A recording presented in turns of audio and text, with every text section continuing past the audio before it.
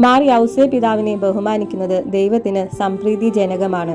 നാം വിശുദ്ധന്മാരെ ബഹുമാനിക്കുന്നത് ദൈവസംപ്രീതിക്ക് കാരണഭൂതമാണ്.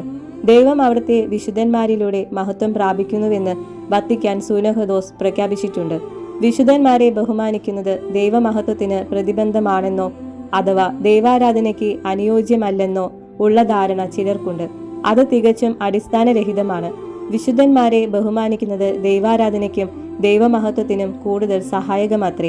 മറ്റെല്ലാ വിശുദ്ധരിലുമുപരിയായി ദൈവജനനിയെയും മാർ യൗസേപ്പിനെയും സ്തുതിക്കുകയും ബഹുമാനിക്കുകയും ചെയ്യുന്നത് ദൈവത്തിന് കൂടുതൽ സംപ്രീതിജനകമാണ്. ഒരു രാജ്യത്തിലെ രാജാവിനെയോ പ്രസിഡന്റിനെയോ പ്രധാനമന്ത്രിയെയോ നാം ബഹുമാനിക്കാറുണ്ട്.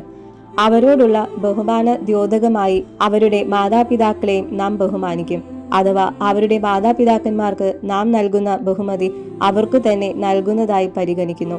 ഇതുപോലെ തന്നെ ദൈവമാതാവിനോടും മാർ യൗസേപ്പിനോടും നമുക്കുള്ള ഭക്തിയാദരങ്ങൾ ദൈവത്തിനു തന്നെ നൽകുന്നതിനായി അവിടുന്ന് അംഗീകരിക്കുന്നതാണ്. മറ്റു വിശുദ്ധന്മാരോട് നാം പ്രദർശിപ്പിക്കുന്ന വണക്കത്തെ ദൈവം അത്ഭുതങ്ങളിലൂടെ അംഗീകരിക്കുന്നു. നേപ്പിൾസിലെ ദേവാലയത്തിൽ സൂക്ഷിക്കപ്പെട്ടിരിക്കുന്നതും കട്ടിയായിരിക്കുന്നതുമായ വിശുദ്ധ ജനുവാരിയൂസിന്റെ രക്തം തന്റെ തിരുനാളിൽ അദ്ദേഹത്തിന്റെ ഛേദിക്കപ്പെട്ട ശിരസിന്റെ അടുത്തു കൊണ്ടുവരുമ്പോൾ അത്ഭുതകരമായി ദ്രാവക രൂപം പ്രാപിക്കുന്നു. ഇപ്രകാരം അനേകം അത്ഭുതങ്ങൾ വിശുദ്ധന്മാരോടുള്ള ഭക്തി അംഗീകരിച്ചുകൊണ്ട് ദൈവം പ്രവർത്തിക്കുന്നുണ്ട്.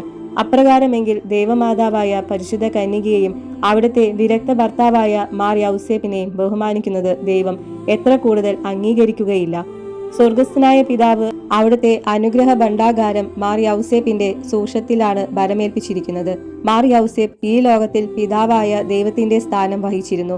പുത്രനായ ദൈവത്തിന്റെ വളർത്തു പിതാവ്, പരിശുദ്ധാത്മാവിന്റെ മണവാട്ടിയായ വിരക്ത ഭർത്താവ് എന്നീ വിവിധ നിലകളിൽ വിശുദ്ധ യൗസേപ്പ് ബഹുമാനവും വണക്കവും അർഹിക്കുന്നു.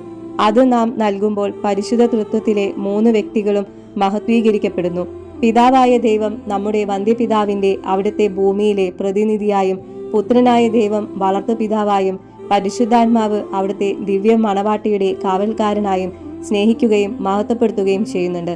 പരിശുദ്ധ കന്യകാമറിയം കഴിഞ്ഞാൽ മാനവകുലത്തിൽ നിന്ന് ദൈവം ഏറ്റവും കൂടുതലായി സ്നേഹിക്കുന്നത് മാർ യൗസേപ്പിനെയാണെന്ന് നിസ്സംശയം പറയാവുന്നതാണ്. നീതിമാന്റെ പ്രാർത്ഥനകൾ ദൈവം സ്വീകരിക്കുക ഔചിത്യപൂർണമാണെന്ന് വിശുദ്ധ തോമസ് അക്വീനാസ് അഭിപ്രായപ്പെടുന്നു. നീതിമാന്മാരിൽ സർവരാലും സമാദരണീയനാണ് മാർ യൗസേപ്പ് എന്നുള്ളത് വ്യക്തമാണല്ലോ.